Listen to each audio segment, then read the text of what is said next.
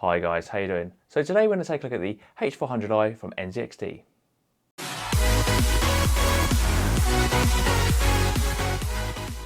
Guys, now I've built this case about 3 or 4 times. The last was about 18 months ago and I've got really good fond memories of it. Today we're going to take a look at the case, we're going to do a build, and then I'm going to let you know kind of how I feel about it. Has my mind changed? Has it improved? Let's find out. Guys, what we're going to do first is we're going to have a quick look around the case and then we're going to do some building. So the glass panel is lovely, it's really good quality. We have the air vents down the side. Let's get it off and you'll see that it's connected by 4 screws. I'll show you that there. They go in each corner. So there is a little lip down the bottom here, but when you're taking out the glass, just be careful because sometimes it does want to drop. There's some rubber grommets here. So here we have the white shield there, so you can hide cables behind it. You can attach a reservoir if you like. We've got a 120 fan in the rear. In this particular case, we've got 2 120s in the top, but if you're buying new, they should be in the front. So up here, there's an integrated RGB strip. It comes down, and obviously you can connect another one, which is actually in the box. They used to pre-install it, but not anymore. So that's pretty decent. If we tilt it forwards, you can see that there's a perforated PSU shroud, and there's also a hole for passing a cable for your GPU, which is quite handy. And we have the SSD tray there as well. If we take a look at the back, we've got the same sort of design that's on the PSU shroud. We've got I/O cut out, 4 PCI slots, and then we have our PSU bracket. Now you unscrew this, then you screw that to the power supply and slide it in, and that's all good. There's a filter at the back, and in the rear of the case, again, the same perforation that you get on the front, and we've got a solid piece. And if we turn it around, that's all it is. There's no sound dampening material there. Inside we have 2 SSD sleds. Down the bottom, I think you can get another 2 SSDs if you screw them to the bottom of the case, or you can get a hard drive. Plenty of space there for the power supply. So we've got a hub up here, takes 3 fans. They can be 3 or 4 pin. We have our cable for our LED. We have our USB header, so that goes into your motherboard. And then we have SATA power to drive the whole thing. Plenty of channels here for cables. What I'd recommend is try and keep them below the level of this. You've got quite a bit of depth there, to be fair, and then obviously you won't have any issues with the rear door. Front of the case, nice clean design, got the NZXT logo down there. What we'll do is we yank it off, and that's what I'm going to do. And it's held in place by these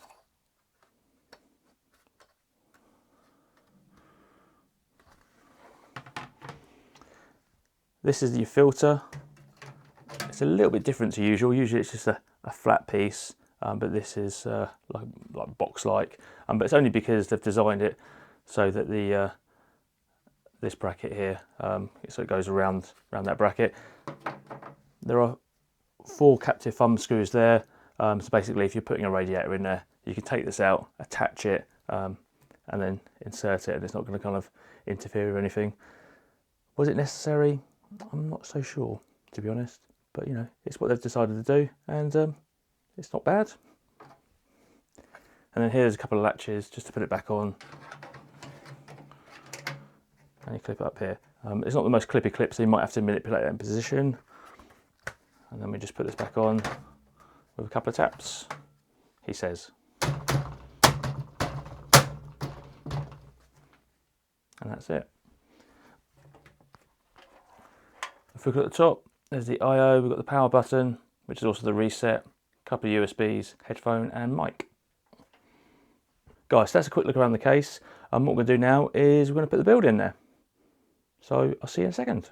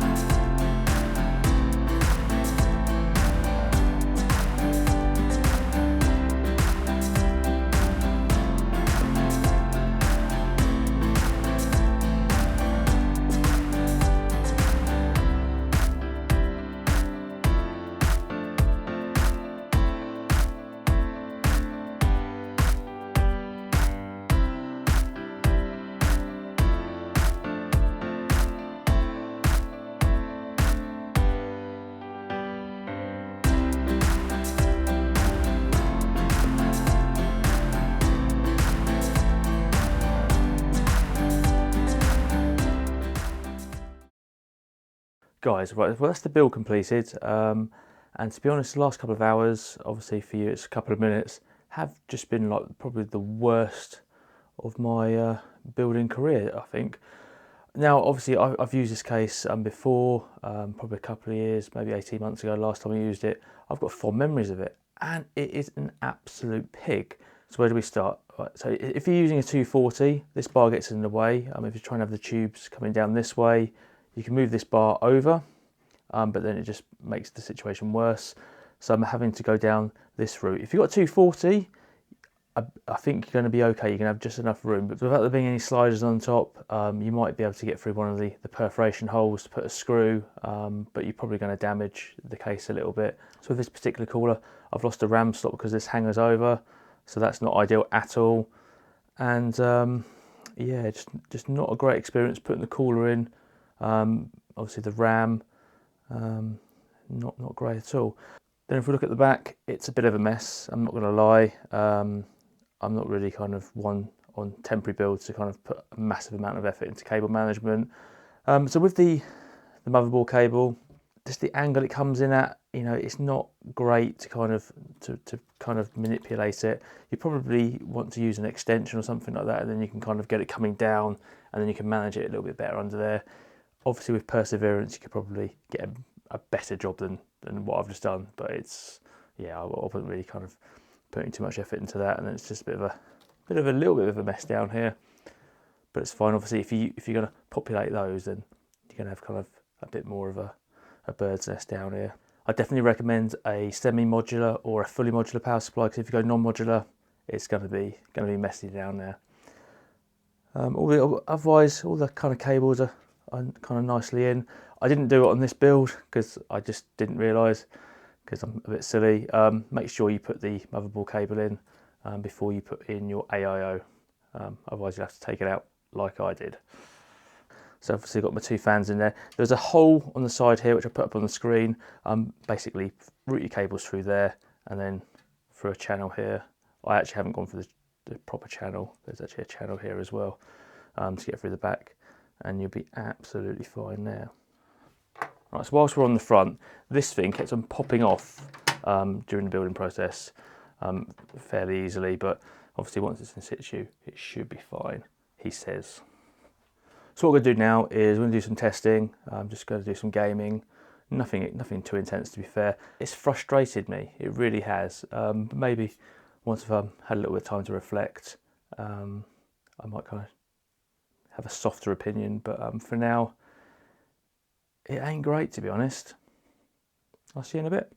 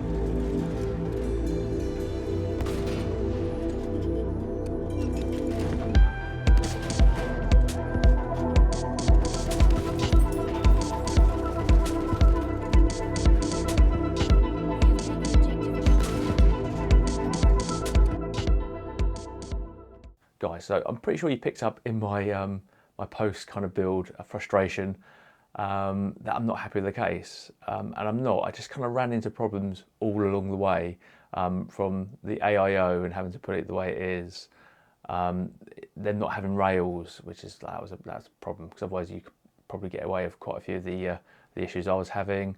I've lost the RAM slots. It only supports one hard drive. If you're SSD storage, that's fine. You know, you're not going to have a problem there. And it was just, yeah, just a little bit fiddly and kind of more hassle than it needed to be. Yeah, so it wasn't a good building experience, but you know, it is a good case, you know, and I think if people were asking me, would I recommend it from a building point of view, you know, if you're a newbie to it, yeah, probably avoid it. But if you like the aesthetic of it, it's a lovely case, you know, and you're gonna have a few issues along the way, then okay, then yeah, go for it. So what we're gonna do now is we're gonna run down a few categories, and I'm gonna give it a score out of 5 stars. So the first thing we look at is value. Now I paid £100 from eBay, and I think it's pretty good. You know, it's the I variant, so you get the hub and you get the RGB strips, and it's just a nice looking case. Now, if you're going to buy it retail, then I think it's going to be about 120. The non-I is a bit less than that, but again, you know, they're not selling it anymore. So if you can get hold of it around the £100 mark, then yeah, I think it's good value. So for me, it's 4 stars. So now we're going to look at the design. Now, it looks lovely, it's well made, but you know, it kind of loses marks because that flipping bar gets in the way more than it helps, to be honest. It's not great. The fact they haven't got any rails for the top mounted AIO is frustrating. And just, yeah, it could be a lot better. And if they did an updated 410 variant, then they probably could have resolved those, but that's not something they've done. So I'm going to give it 3 stars because, oh, come on, NZXT, you can do much better than that. So I think the build quality of this case is very good, to be fair. They've used steel and tempered glass, a bit of plastic here and there, but overall the aesthetic is very, very nice and it's very premium. So I'm going to give it 4 stars. So cable management is also very good in this case. We've got the channels on the back, they're all good. There's kind of tie down places, so you're not going to have too many problems with any cable routing. Also, there's some cutouts, so you can pass your GPU cable, which is really handy, and also for when you're doing the fans at the front. So very, very good. Well done, guys. I'm going to give it 4 stars. So one of the things that lets this case down, in my opinion, is the cooler support. If you can get air cooling, then 164mm is the maximum, which is all right. It's not brilliant, but you know, it's not bad at all. If you're going to go AIO, then it's 280 in the front and the top. Obviously, there's problems with the top. You know, you have to be very selective of the cooler you're going to use, so just plan it out ahead. For me, I'm going to kind of mark it down really to 3 stars because it's not brilliant, to be honest, and the amount of kind of sacrifices you probably have to make, yeah, it's not brilliant. So the last category is GPU support. Now this is fantastic, to be honest. It goes up to 411mm. Obviously, if you put an AIO in the front, then it's going to reduce probably by 5 or 6 centimeters. But yeah, I've got, you know, the 6800 there from AMD. No problems at all. It's essentially a mid-tower in width, so you're not going to have any problems with GPU. So I'm going to give that 5 stars. Guys, I'm just going to wrap up the video now. I think it's a good case. My memory of it has now changed. It's not as good as I remember. There are definitely better options out there. You know, for instance, the Corsair 280X, which I mentioned, which I did previously. Beautiful case. I've got lots of positive things to say about that. This one, it's all right. You know, if you're after a micro ATX case, you can get hold of this. Then it's not a bad choice. It's just that you're gonna have frustrations along the way unless you plan properly. And you know, as with anything, plan properly, and you kind of have less tears and less frustrations. Yeah. I've got to learn that. Guys, if you enjoyed the video, like and subscribe, and I'll see you in the next one.